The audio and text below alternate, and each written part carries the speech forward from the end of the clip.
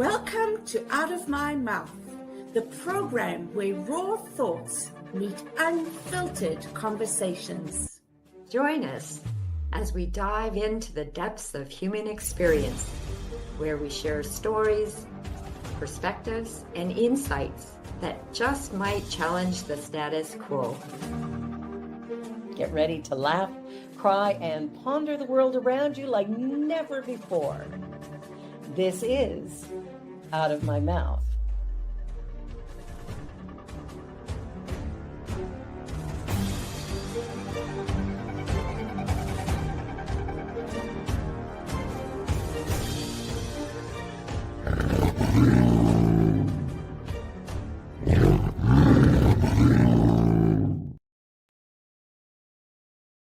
The views and opinions of our guest and hosts do not necessarily reflect those of New Thought Media Network, or any organization we may be affiliated with. Here at New Thought Media Network, we welcome freedom of speech and courageous conversations. There are many topics that can be difficult to navigate. Challenging the status quo and engaging in lively debate is important to expanding our understanding of one another, and life in general. Creating a peaceful world doesn't happen because no one disagrees, it happens from a willingness to understanding one another. In our programming, we strive to expand consciousness and assist people in creating remarkable lives. Your comments are welcome at info@ntmedia.org. Good afternoon and welcome to Out of My Mouth. I'm Barbara Jean. I'm Barg. Catch it, Barbara Jean. And I'm Cheryl, and it's just wonderful to be here with you, wonderful, beautiful ladies. And I'm looking so forward to today's show. Oh, yes. Well, let's start with the land acknowledgement. In the spirit of reconciliation and peace, we are grateful for the opportunity to meet on these sacred lands. We thank the generations of people who have taken care of this land for thousands of years. We recognize our oneness, we realize our history, and we choose to create a new reality. We are one. Miigwech. Miigwech. Thank you, Barbara. And now I'm going to introduce Trevor. Trevor is courageously coming to talk with us today. I thank you so much. And I'm going to use some of Trevor's words. He said, I was a typical child playing sports, attending school, clubs, and an amazing family that loved and supported me very much. But as my early teen years passed, the looming feeling of not fitting in began to take its toll. I've lost my spot here. Even in a group of many friends, I felt alone. I turned to a new friends, mainly older than myself, that introduced me to the world of being drunk and high to have a good time. I have to say it was good for many years. Looking back, I can now see the comfort I found in overdoing it at every attempt. In there lied my main problem. I associate booze with comfort, and enough became never enough very quickly. Trevor is 42, lives in St. Mary's, and is a proud member of AA. He is a recovered alcoholic and addict youth addiction worker at Ray of Hope. Welcome, Trevor. Hello, nice to be here. Thank you for having me. You're welcome. We're really grateful you're here. Mm-hmm. Yes. To start, what would you like us to know about you? How did your recovery start? About 7.5 years ago, I actually got very, very sick. I had been drinking and not eating and carrying on this daily process of never enough. And it led me to the hospital very ill.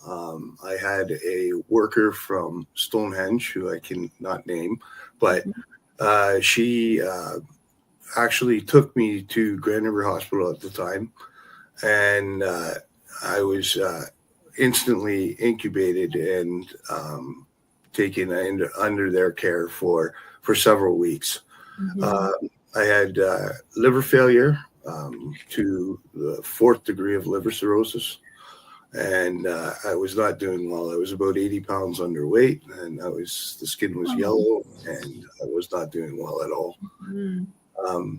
Just by miracle, I was able to come out of hospital, and at that point, decided that there needed to be a life change.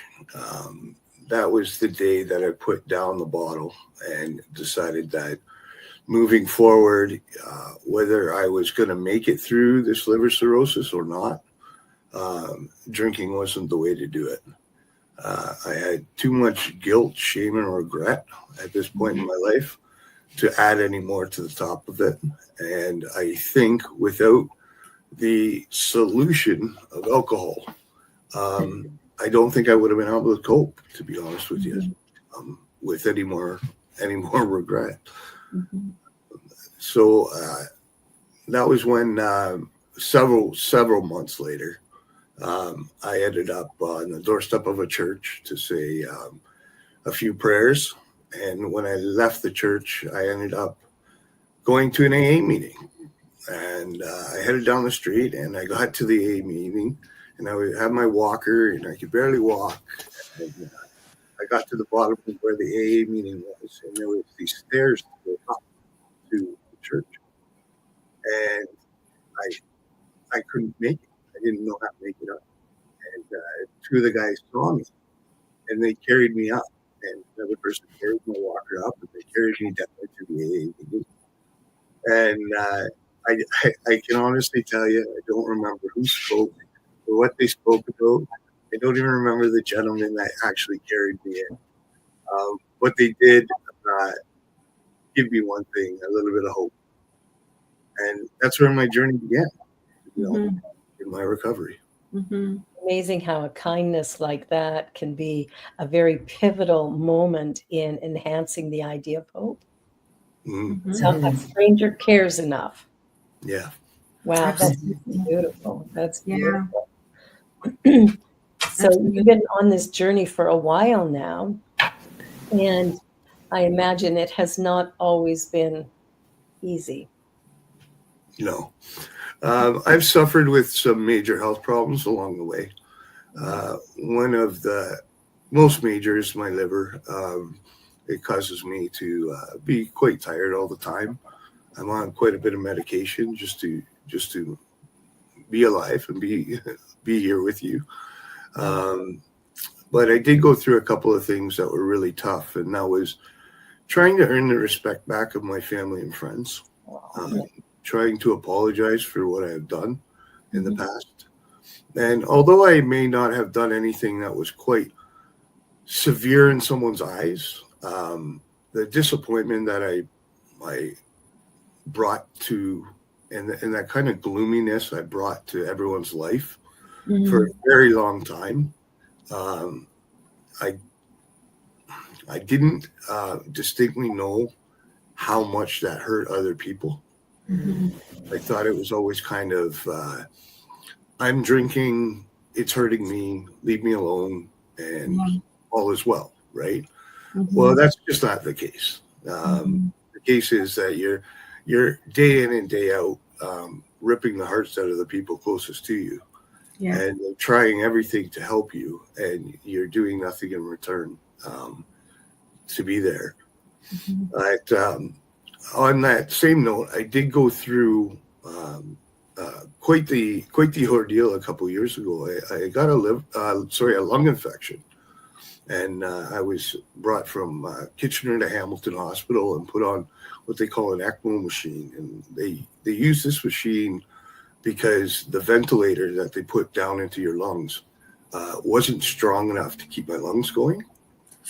So what it did is it takes your blood out and takes the carbon dioxide out, puts oxygen back in, and puts it back in your body. That took quite the toll on my body again. I had to learn to walk again and talk. when I got brought back to the hospital in Kitchener here, I was unable to, move my arms or my legs, and I couldn't see anything in color. I was almost deaf, and the reason, sorry, I'm explaining some of this to you is just the length in which like the disease had got to me. When I came through it and I was able to, come out of the hospital again, which was weeks and weeks later, I had this picture sent to me, like a big Bristol board, and it was all my friends from the trailer with all these wishes and all the pictures of everyone. And remember how I told you in the beginning, or you may have read in the beginning, that I always felt alone, even around people. I remember getting that. I remember bawling my eyes out, first of all, but I remember getting that and knowing how much people loved me. This is not to put anything against my family. My family was there 100% all the way beside my hospital bed through all of this, and absolutely, I couldn't ask for a better family. But I never felt alone again. And it was just in this amazing feeling, like for the better part of, I'd say, maybe since I was 12, so the better part of almost 40 years. Wow. Or 30 years, felt like it never fit in. It never felt, and all of a sudden it was like, poof, gone. Right? Yeah. And now all of a sudden you feel this and you're like, now how can I help someone else? Right. To get, so they can get rid of that feeling. Right? That is so beautiful. So beautiful, Trevor. What I'm hearing is that through all that, that strife and struggle, through your healing, it was actually transformational. Absolutely.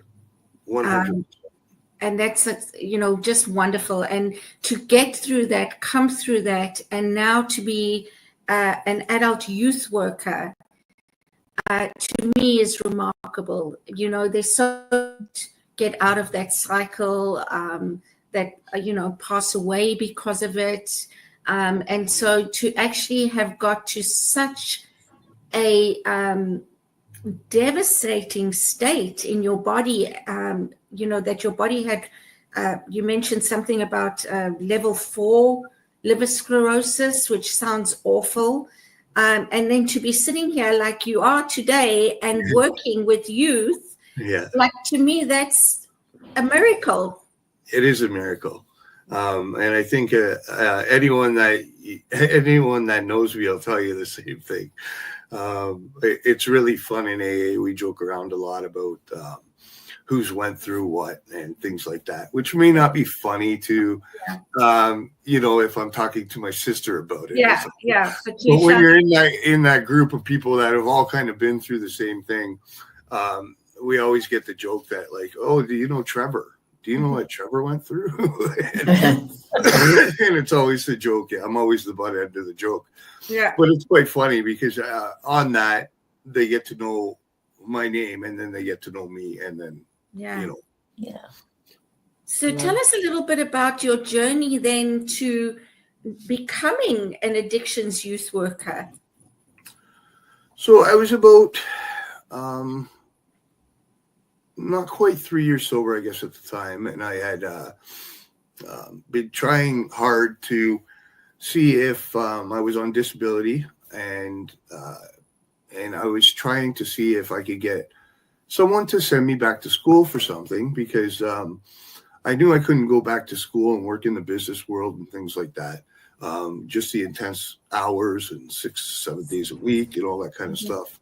I just knew that really wasn't an option for me again. And I had a good buddy in AA that we had sat down the one time, and he had taken the addictions and mental health counseling program through a different school. I went through Conestoga, but explained to me what he had learned. And I thought this is fabulous, right?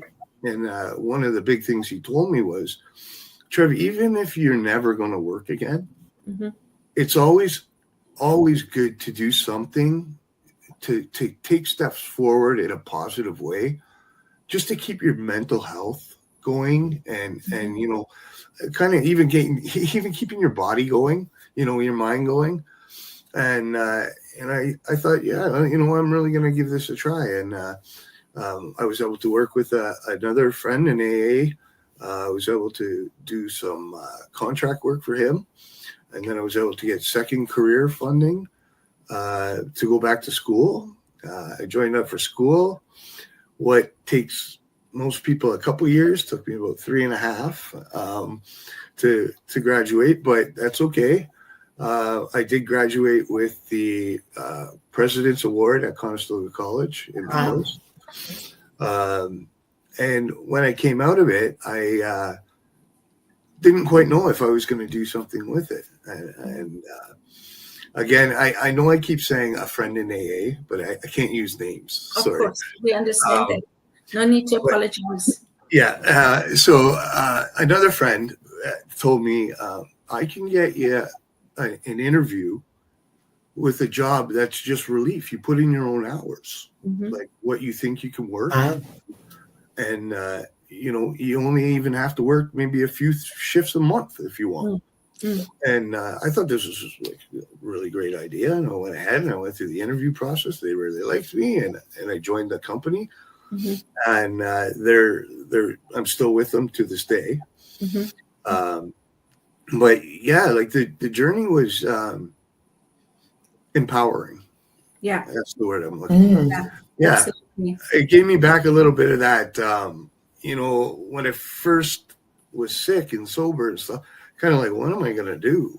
Like, is this going to be the rest of my life? Like on the couch and then go to the bed at night and then back to the couch. And, you know, and that's not the case. You know, there's always room to do something. And I said I remember after I graduated, I said to the gentleman that told me to take the course in the beginning, you know what, if I can help one person, for this 3.5 years it took me to do this, if I can help one person, just one person out, it's all worth it.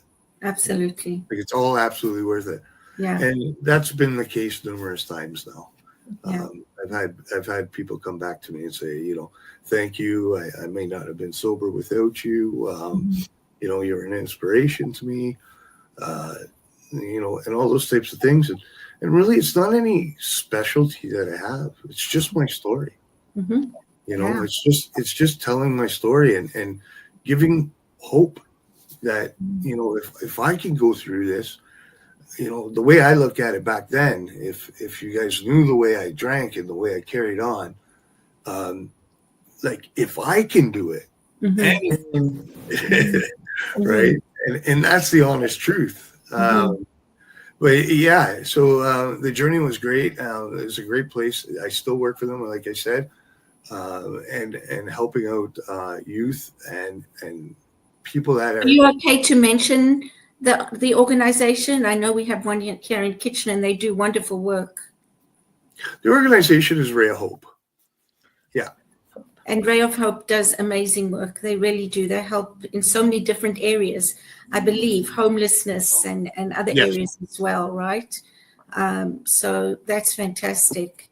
Yeah. So you became a relief worker, and are you now a full-time employee or part-time? No, I still work. I did actually help out for a little bit, doing some full-time stuff, but it was just a little too much for my body to handle. Yeah. So, but I was able to go back to my old position as a relief worker, as a counselor. Fabulous. Yeah. I like your wording, Trevor. It's I don't like to use the word positive because I think sometimes it's overused and whatever, but the way you word things is very positive. This is what I'm doing. Not what you're not doing. This is what I'm doing. Yeah. And I really appreciate it. I also, when you were speaking of your achievement and being in AA as well as your becoming a worker, there was this light that was just shining from your eyes. So you're living your passion, I believe. Yes, absolutely. You talk about the things I'm not doing. That's just the lawn work. Other than that, we're doing it right there. But when I moved into this position and I was able to speak with these young people and help them set goals for themselves and make priorities out of their own lives that made sense to their life. Not all my priorities are going to be the same as the next guy's, and but when you have an option and you say, okay, well, here's my goal, and then you have someone like myself that's been through it and says, okay, well, to go that mile, you got to start an inch at a time, right? And in front of the other, doing baby steps is going to get you to where you're going to be at. And getting that through to someone is really tough in addiction because we're so used to instant gratification. Yeah. That we think just because things are taking time to get there, they're never going to get there, or something bad is going to happen to stop it. Yeah. I remember I used to have this looming feeling for years that if anything ever good happened to me, something tenfold bad would happen to me. Kind of by wishing that on yourself, it's the truth. That's what ends up happening, right? And that's that's just simply not the case. And when someone can describe that to you, it's wonderful. Yeah, absolutely. I also think that when you have gone through so much like that, people who are going through something similar or who have gone through something similar are more likely to, and I'm going to say, be helped by somebody like you than somebody who hasn't gone through any of it. You can have all the training in the world. You can have a PhD, but unless you've gone through that experience, you have no idea really what it's like. So I think, that for me is always something that I think about, is that your experience and your journey is what helps others. It puts you in that great position to make a difference. Yeah.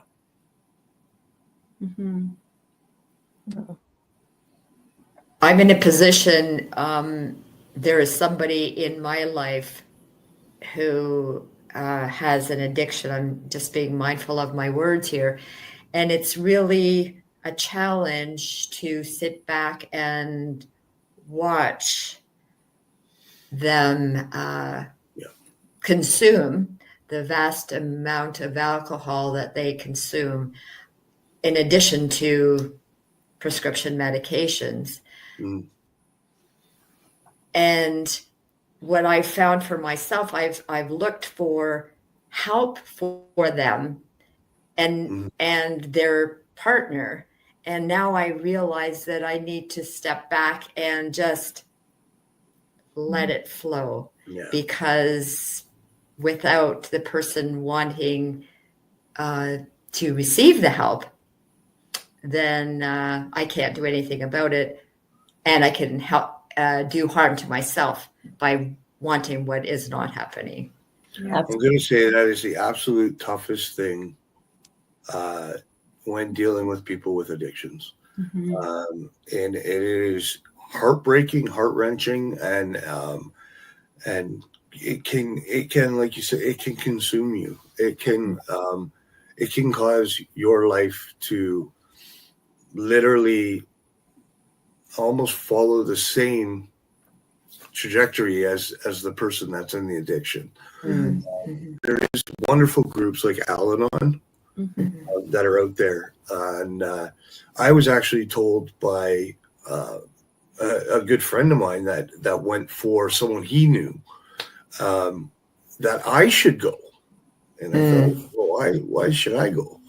And he said, then you're going to understand what your mom felt, what your sister felt, what your old boss felt, what your, like, because all these people did exactly what you're trying to say, trying to find you help and trying to get your foot through the door. And, and I don't know how many countless times over the years that I just didn't show up, or they'd be ready to take me to say a rehab facility, and I just wouldn't show up.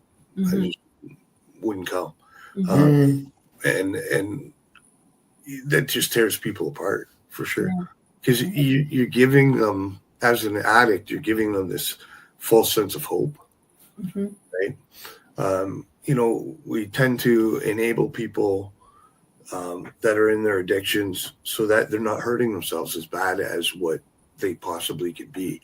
I'm going to say standing by someone with an addiction is not enabling them. What's enabling them is paying for stuff and doing that kind of stuff. Right. But being there and being a guiding light or some hope, you don't need to turn your back on an addict to get results. Yeah, sure, they may fall down the scales quicker, with no one around. But trust me, I wouldn't have made it. I wouldn't have made it through what I made it through had my family not been there for me. I could guarantee you that. That's a really important point, Trevor, because I think, all of us have people in our lives or in the past who've had a problem with alcohol and or drugs. And I think one of the things I like to share with people is stay in your lane. The only life I can change is my own. But that doesn't mean I don't stand beside people. And, I'm there for you if you have a need for it. But it's not my place to tell you how to live your life. In fact, it's none of my business. And I'm going to do harm if I'm telling you what you should be doing. It's disrespectful. It's rather arrogant and presumptuous that I should know your path. Because look at your path. You had this very difficult path, but you wouldn't be doing the good you're doing today had you not walked that path. Yeah, and I always loved, sorry to cut you off, Barbara. No, it's okay. Go ahead. The one thing I always kind of lived by that I read somewhere, and it was about regret. And I had actually just heard it in a movie the other day as well. And they say you can't have regrets because your regrets are what got you here. Exactly. Right? So if you're happy where you are now, there's no room for regret in your life. No. Right? Even though we think there is, right? Like, and before we can hang on to that. That can be harmful, right? Absolutely. Before we go to a break, I just want to say that, and people have heard me say this before, exactly what you're saying, shit becomes fertilizer, right? And that's how I've always looked at it. I got to a stage in my life where I'm looking at my life and I'm thinking about where I am, and I'm like, oh, shit becomes fertilizer. Yeah. It's so true. So very well, true. On that note, let's go to a commercial break. You're watching Out of My Mouth here on the New Thought Media Network, and our wonderful guest, Trevor, who has been sharing his wisdom from a journey well lived. So we'll be back in just a couple of minutes, so don't go away.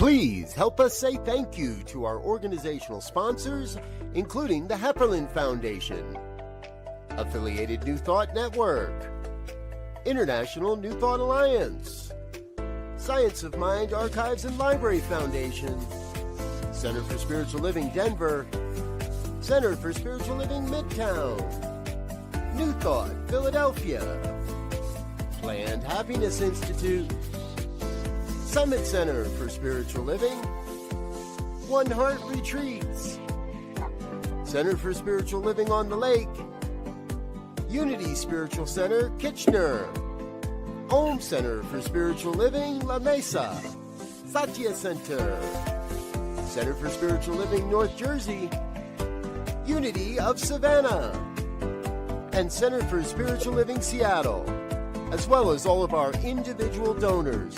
Thank you for making New Thought Media Network a place to be. Please come be you. And remember, like, share, and subscribe. New Thought Media Network, positively inspiring. Well, welcome back, everyone, as we're talking about addiction and recovery. And the story is really remarkable. From serious health challenge. You look great. Who would know that? You do. You look wonderful. You don't look like somebody who's had liver problems or continues probably to have liver challenges, but you look really good. So that's a good sign. This is working for you. Your microphone's off, Trevor. And I just wanted to continue on what Cheryl said about fertilizer. So when that fertilizer happens in your life now, Trevor, do you have a go-to? The shit or the fertilizer? Yeah, the shit. No, like the good times now, it's amazing. Some amazing things have happened in my life that's come out of this. I'm married. I have a house in St. Mary's now. Obviously, we talked about going back to work. My family is all a part of my life now and has been for quite some time. I have some amazing friends, and all of that came out of the turmoil that, definitely my closest friends right now are all from AA. We had a little thing when I first got in there. There was a group of girls and guys that got together at one friend's house, and we'd read. There's the big book of AA, and we'd go through a few pages or whatever, and then we'd end up just talking about whatever afterwards, right? We were supposed to talk about the book, but we were just talking about whatever. Yeah. And it brought us so very close together. And a good friend of mine and his wife just had a baby a year ago, and they moved out east, and they were just here a little while ago. And that tight-knit group and where it came from, I just remember he wouldn't mind. His name's Barry. He's the one that asked me to come to the book reading in the beginning, and I had no idea what I was getting myself into, and I was going by myself, so I'm still nervous and all that kind of stuff. And I showed up, and it was like, you've been friends for 20 years, It was just amazing, and those things have all come out of learning to live with my disease. Yeah, that's beautiful. And I think because you have this tight-knit group, it's because you've also had the same kinds of experiences, and you know what it's like, and you can actually socialize and have whatever I don't know what juices or drinks that you guys can drink, and not be somebody offering you a glass of champagne or something else. Like, it's a safe environment. I think that's what I'm trying to say, right? It's a safe space for all of you to be yourselves and not to have to be something else, and try to be try to manage yourself in other scenarios. Yeah, it's awesome. I feel really comfortable, actually. That was a really good point. In being just who I am now. Mm-hmm. You know, I'm not perfect. I'm not, the greatest. I'm not the worst. I'm not the, I'm just me. I'm Trevor. I'm me. And Beautiful. Yeah. I think that's amazing. I think one of the things that happens, you talked in your story a little bit about not feeling a part of anything, or being different, or not accepted, or those feelings of otherness that often we have, and the alcohol changes that. We take alcohol and drugs, and all of a sudden we're confident and outgoing, or so we think. We're usually a little bit more obnoxious than that. But all of that comes out so I think sometimes the addiction starts from that place of insecurity, that here's something that allows me to step out a little bit more, where now in this group, you get to just step out as who you really are, a human being, with all that comes with being human, the good and the bad bit, because we all have it. So I love that. Beautiful. That's beautiful. There's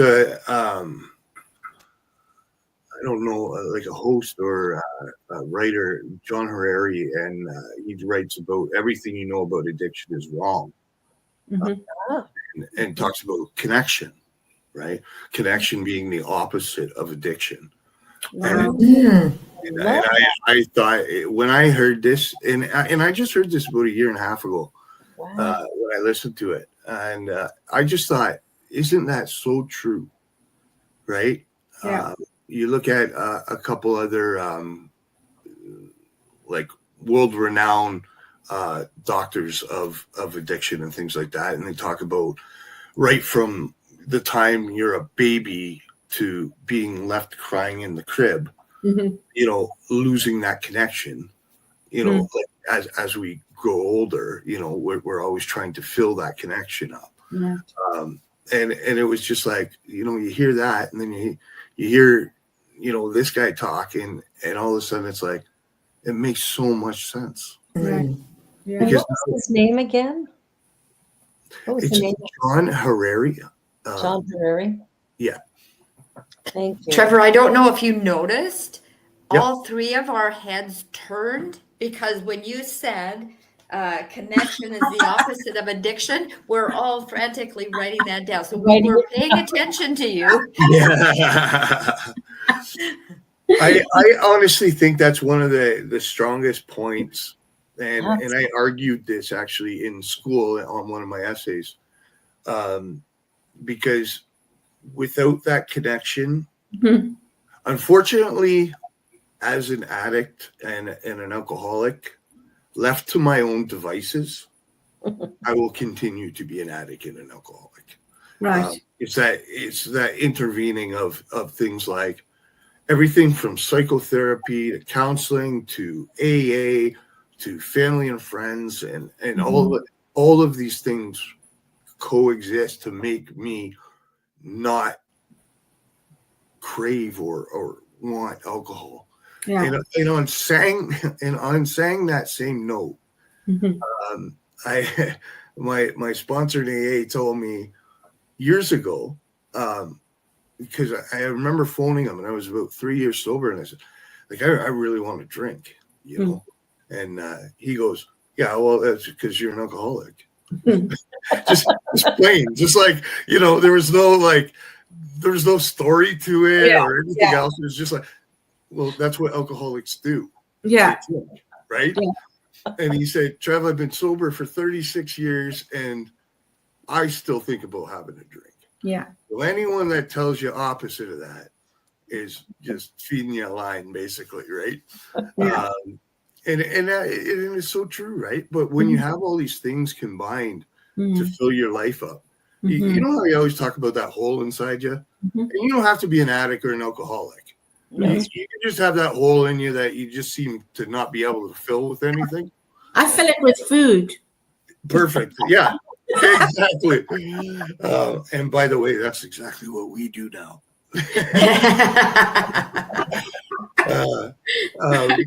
But yeah, like filling that void inside of you, and you fill it when you fill it with these healthy things in your life. Yeah. Then then that craving for the alcohol and the drugs Right. really has nowhere to fit. It right? eases, and it's sort of in the background, not in the Yeah. forefront. Yeah. Yeah. Yeah. That's lovely. Yeah. Beautiful. Mhm. We face challenges in recovery on every level, things like from work to death to breaking up with someone to and it's like, okay, now how are those times, like how do you get through those times? You talk to someone, and I don't care even if you're talking to a rock at the edge of a stream. Sometimes you just need to not have it running around in your head, right? Journaling was a huge one for me. I think I got about 7 journals that are so full. And I'd be filling out a journal. Everyone says, sometimes I don't know what to write in my journal. And I said, then write in, I don't know what to write in my journal. Right? But at least you got the book out, right? And you thought about it before you went to bed or in the morning or whatever, right? Yeah. And, a lot of little tricks like that go a long way. Wonderful. Yeah. And it's so true. In fact, it's interesting that you said that, because I have all these books lying around, all these notebooks, because I have this intention that I'm going to start one, and this is for this subject, and this is for this subject, and I'm going to, for the year, I'm only going to write this stuff here, and I'm only going to write this. Well, that doesn't happen, right? Whatever's available when I need to write something, I grab. Yep. And I was thinking about that because I've kept even my work notebooks, which have got personal notes in for years. I was thinking, I really should burn them. Yeah. Or write a book. Yeah. Write a book. There you go. My 19-year-old daughter said I can't get rid of my journals because she wants to read them all after I pass. Oh, yeah. I feel bad for whoever wants to read mine. There's some pretty good stuff. But on that note, didn't you write a book, Trevor? No. Okay. I was wondering, because I think there's a book in you, Addiction, Recovery, and Beyond. Yes. Right? That was the title for today's talk. And I was thinking, wow, I wouldn't be surprised if you've written a book like that. So I'm putting it out there. I think that would be a great book for you to write. And Trevor, be careful. I had a few people mention to me to write a book, to be honest with you. And I had an actual, I did really have a good idea. So I know we're telling everyone on the internet right now, but I was going to use some of my journal stuff. Good. Right. I was going to write a few things and write some of my story and include that, but then take actual ad libs from my journals to say, this is what was going on in this head. Yes. when this point of my story is going on. Right. Yeah. I think that would be great. I think it would help a lot of people. Yeah. Mark, sorry, you were going to say? Yes. Just be careful, Trevor, because when Cheryl says, you're going to do something, she tends to. Basically, what Mark is saying is, I'm correct. You're correct. I'm doing things that Cheryl told me to do now that I didn't think I could do. So just saying. Saying. That I encouraged you to do, Mark. That's right. But I have to make it bigger than, encourage. I know. So, Trevor, you were talking about socializing with others from AA and other addictions. I'm thinking, are you able to socialize with those people in circumstances at parties where there is alcohol served? Absolutely, yeah. We got a trailer, so in the trailer park, there's quite a bit of that. There's quite a bit of drinking and stuff going on. And it took me a little bit to get used to. So what I did is I made my own little boundaries up, right? Okay, so you're at the campfire at night, everyone's having a drink, and then all of a sudden they start to get a little more drunk and a little more drunk. And it's where do I want to draw the line to say, all right, that's a good night, and go have a fire with my wife in our own site, right? Yeah, yeah. And I learned to be able to do that quite easily compared to the way some people are able to manage that. But I don't keep alcohol in the house.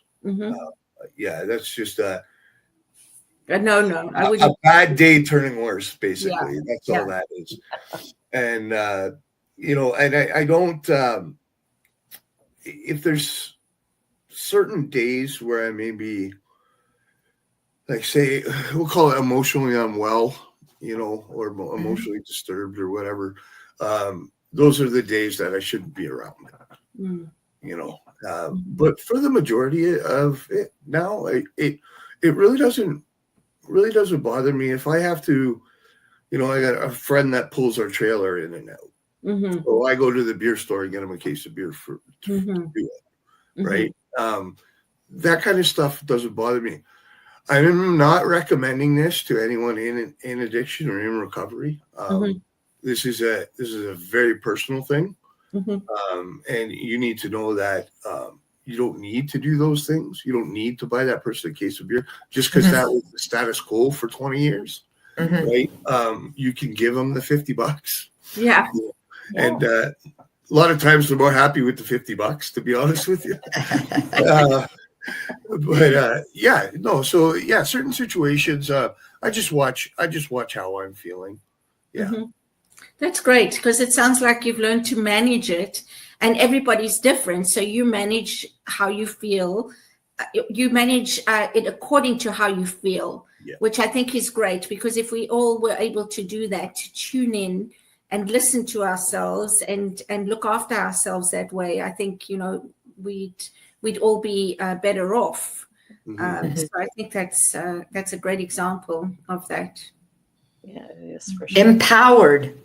Yes. Like I just empowered is, that's what you were saying to me, was you're empowered. Yeah, exactly. Beautiful. Yeah. My goodness.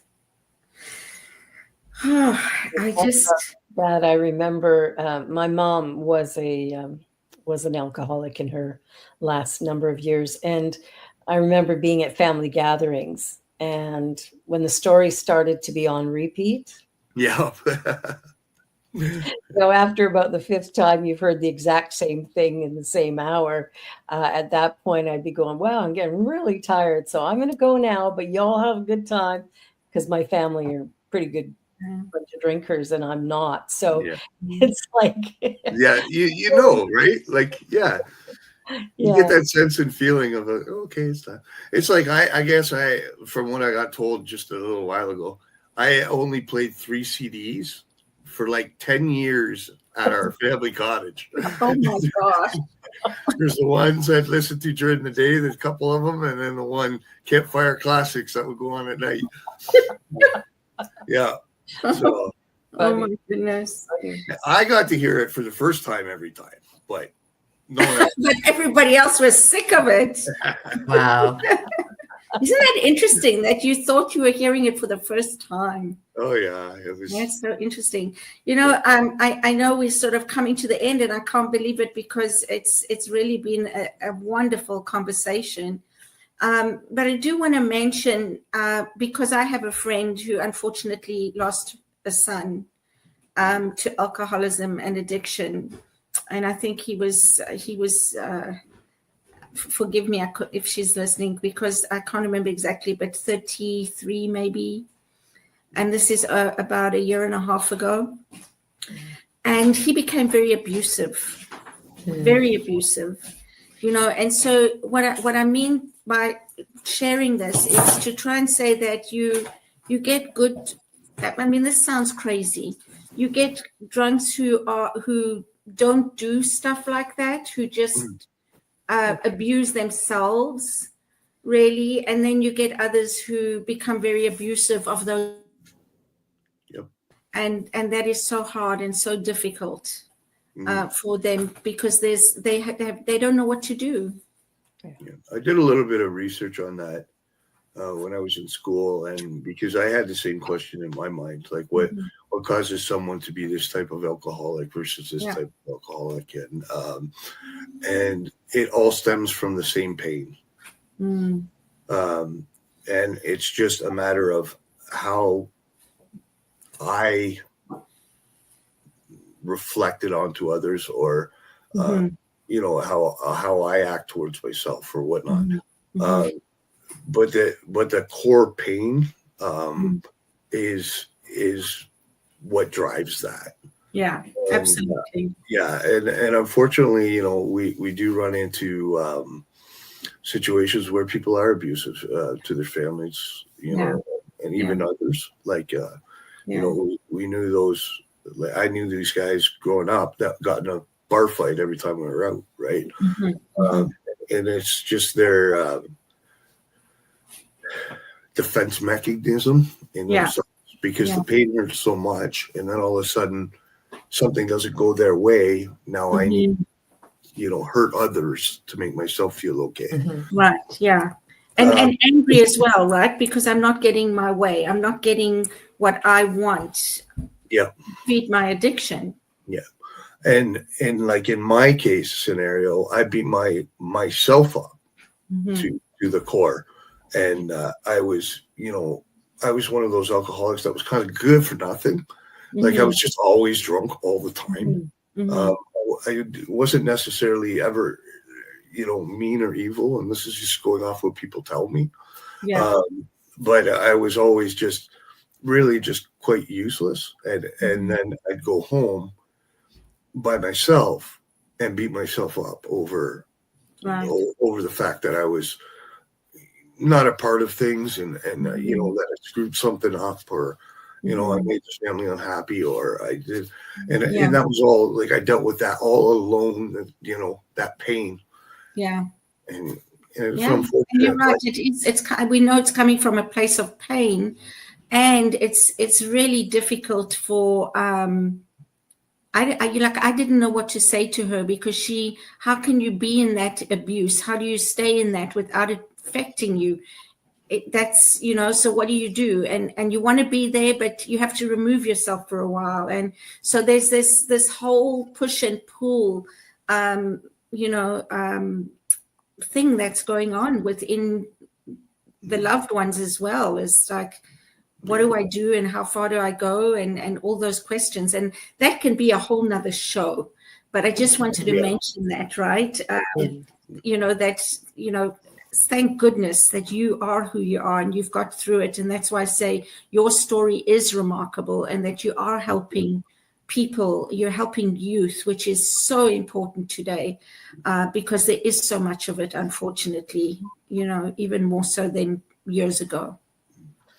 Yeah, I think coming out of COVID has really created a lot of anxiety for the young people today, for everyone, frankly, but we're really seeing it in the youth, that they're struggling in ways that maybe we didn't have to. We had other things, but COVID shutting everything down and all that went with that, and all the deaths that went with it, which, Trevor, you talked about losing a number of people and chatting before the show. I think that has had a massive impact on people. And of course, where do we turn? You know, gambling, alcoholism, drug abuse, food. We're trying to stop the pain. Too afraid to feel it. Well, we've only got 5 minutes left. It's amazing. Can I just say something right quick on that? Yeah. Before we let that go, I just want to say, if anyone ever feels like they're not safe, though, you need to do something about it. Right. This is not there's no rule that goes along with this. If you are unsafe or in a situation that's unsafe, to reach out for help. There's a lot of organizations that can help you, especially in the Kitchener-Waterloo, Cambridge area. And don't ever hesitate to have to say no to someone because of your own health or your own safety. That should be everyone's top priority. Absolutely. Yeah, I appreciate you saying that, Trevor. I really do, because that's the hardest thing for a mom to do, right? the hardest thing. And so I think it's important that especially parents and family recognize that they do have to look after themselves first before they can do anything for anyone else. Mm-hmm. Absolutely. Absolutely. Mm-hmm. Mm-hmm. Well, as we close, our favorite closing is to just ask, what is the one thing that you think would be best for people to take away from this show today? Hope. Hope. Oh, Absolutely. wow. Yeah. Like I said a little earlier, if I can do it, you can do it. And the help is out there. And it doesn't matter if you want to go to a rehab or have a community counselor, or you want to go to a psychiatrist, psychotherapy, talk to your doctor. The help is out there. Be patient and have hope. Yeah. That's beautiful, Trevor. Thank you. What about you, Mark? What do you think would be a takeaway from today? I think I'll hold on to your wise words of hope, Trevor, and for the person that's in my life, and I'll just hold on to that vision of hope. Yeah. Beautiful. Thank you so much. Yeah. Cheryl. Yeah, I have to say that was the first word that came to my mind before Trevor spoke, because I think, Trevor, what you do brings so much hope to so many. And the other word that came to my mind is love. You know, in order to love someone, it doesn't mean that you have to allow yourself to be abused. It doesn't mean that you have to be in harm's way or that you have to fix things, because we all know that as much as we want to, that's an unrealistic expectation. And so love can be from a distance, and love can be from beside someone, and love can be close. But having to step away for a while doesn't mean you're not loved or you don't love. Yeah, that's a good point, Cheryl. And loving someone doesn't necessarily mean you like them all the time. Yes. I will sometimes say to my grandchildren, I love you, but I don't like your behavior right now. Exactly. And the thing beyond hope that really stands out for me is connection. Connection is the opposite of addiction. Connection. And we see that everywhere. I think that was the biggest thing that COVID did, was separate us all, which was very difficult. And now we're having trouble kind of coming back to that place of connection, which I think is one of the main causes of anxiety and everything else. And that big hole that is often inside of us, it's because of that idea of not connecting with the people around us. You know, if a baby isn't held and loved, they'll die. Yeah. That holds true for all of us. So absolutely. Trevor, thank you so much. A big thank you to my beautiful co-hosts, Marv and Cheryl. And you've been watching Out of My Mouth on the New Thought Media Network. We will be back again next week, so be sure to watch. And by the way, like, share, and subscribe. Bye for now, and we'll see you Thank next you. week. Thank you. Thank Bye. You can stay on, Trevor. We'll On behalf of everyone at New Thought Media Network, thank you for being a member of our virtual family. Your financial contributions help share the New Thought message with people from around the world. Please visit and contribute at www.ntmedia.org/donate. New Thought Media Network. Come be you. And please like, share,